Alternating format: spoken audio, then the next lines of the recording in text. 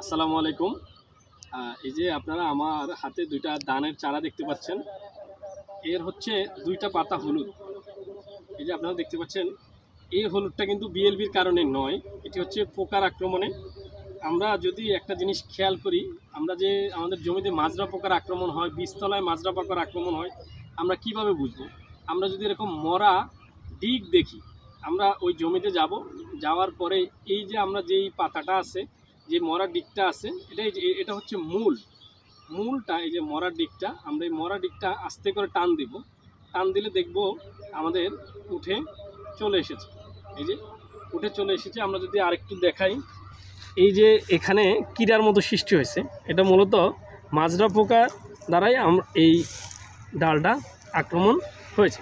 তাহলে আমরা যদি এই বীজতলায় কিংবা মূল জমিতে এরকম মাজরা পোকার আক্রমণ হয়, এই যে আমরা যদি আরও একটা টান দিয়ে দেখাই, এই যে এটা যদি আরেকটু দেখাই, এই যে আস্তে করে টান দিলে আপনার চলে আসবে।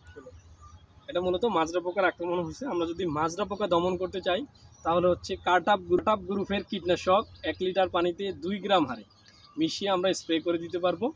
তাহলে আমাদের এই মাজরা পোকার সমস্যাটা চলে যাবে।